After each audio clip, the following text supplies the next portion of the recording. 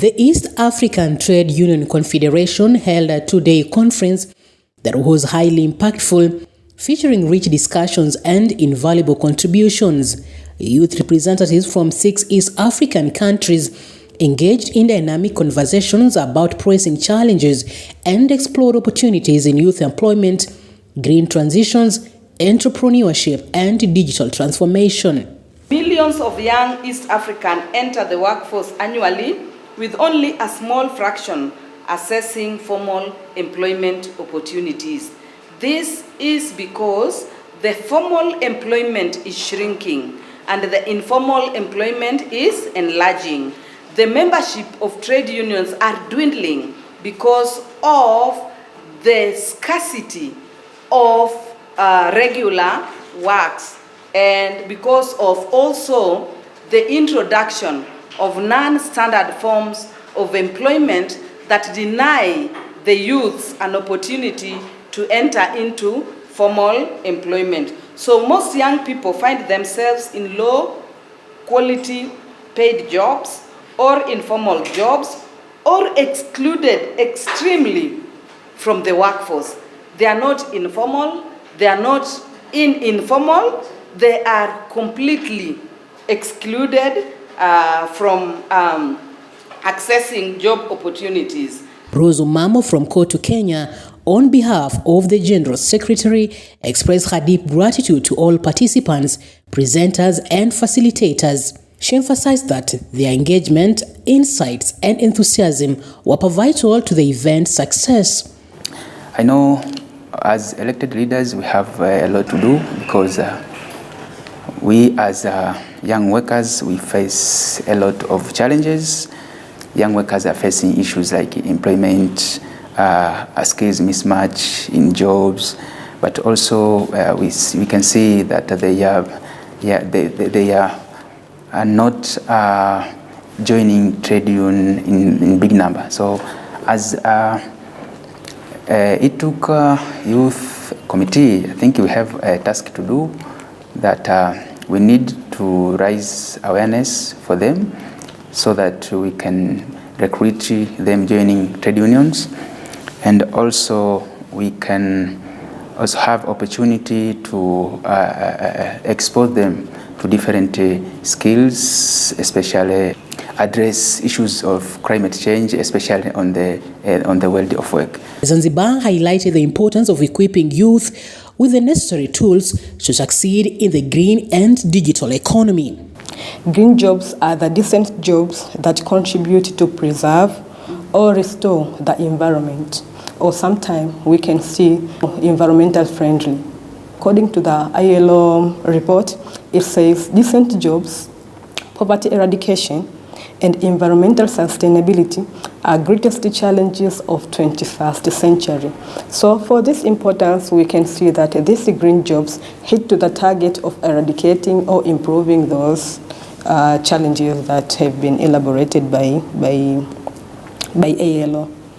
The biggest problem or challenge is the skills mismatch, because we lack specialized skills. This green jobs is not like a traditional agriculture or other things. It needs special skills so as to reach the goals of green jobs, such as to invest someone in renewable energy. It needs something special. Climate change brings a lot of things that humankind sometimes doesn't have a control over. But coming to natural disasters like floods, earthquake, and many other things really influence people's lives, but negatively.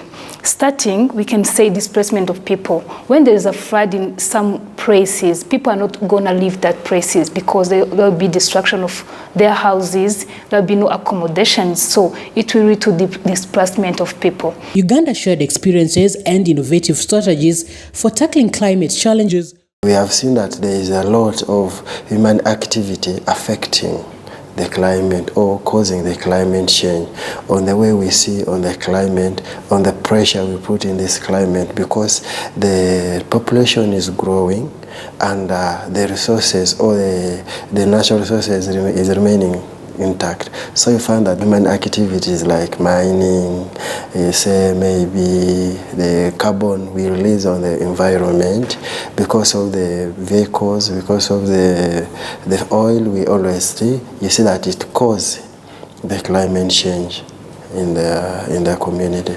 And as a trade union and as an activist of the climate, it is really a pertinent question we start to ask ourselves as a trade union or as a workers to see if we don't really work on this the rapid climate change in the world.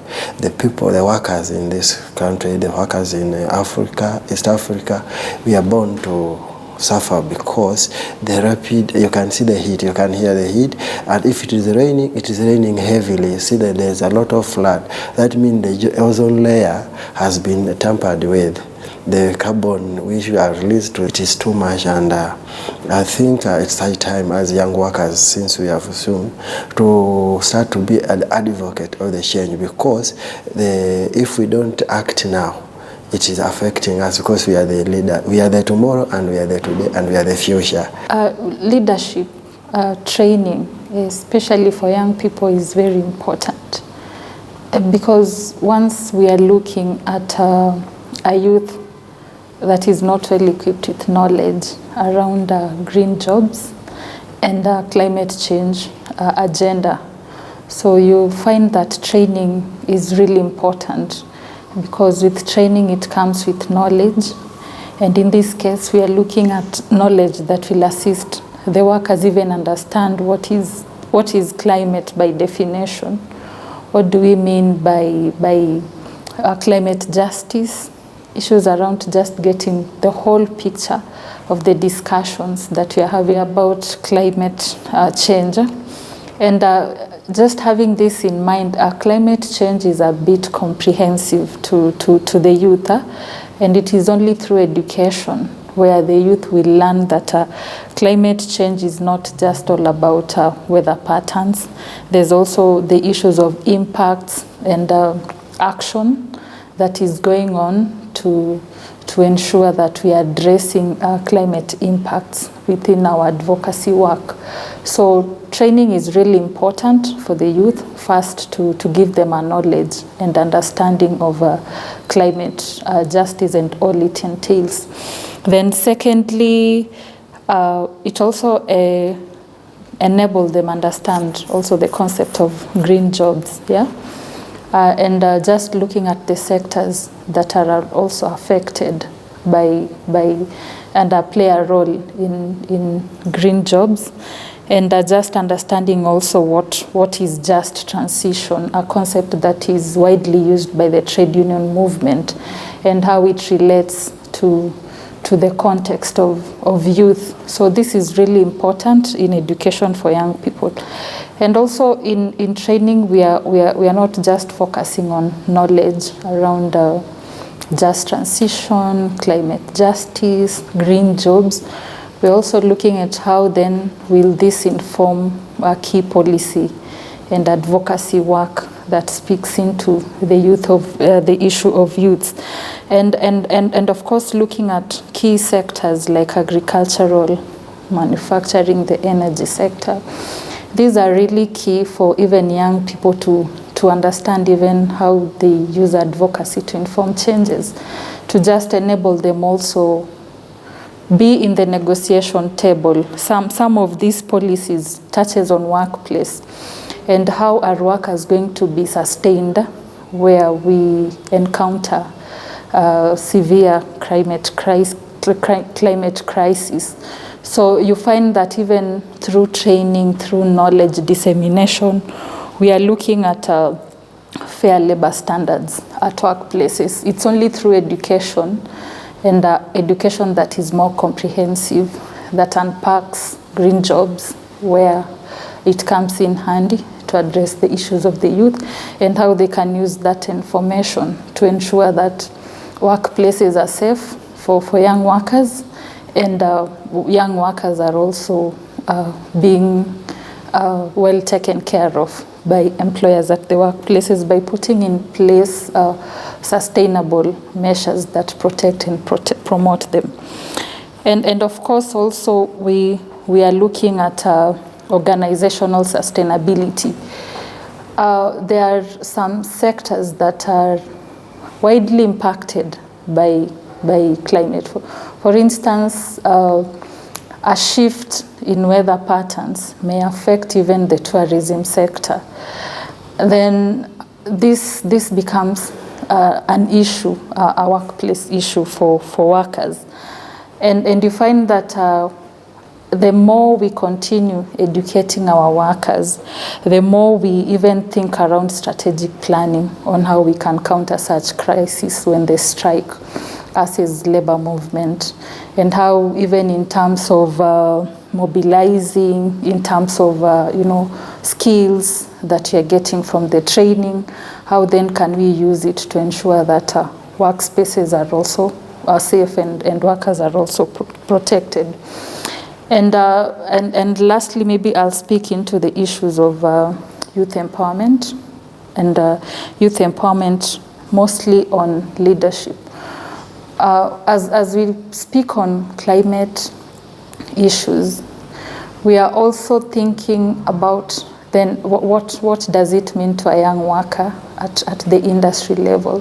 So part of it is also to empower young workers, especially if you look at Kotu Kenya, we are empowering young workers to become green reps. And green reps, we're also encouraging them to think around also taking up positions of leadership within their affiliates. In that position of leadership, yes, they are being empowered. What then can they influence? And, this entails a lot of investment in education. Just empowering them through education, getting into leadership positions so that they can continue sensitization on issues of climate. Because the end result is to see that they're also influencing at the policy level, they're influencing at the workplace level, they're also influencing and educating fellow youths to take up a lead in pushing for the climate justice agenda.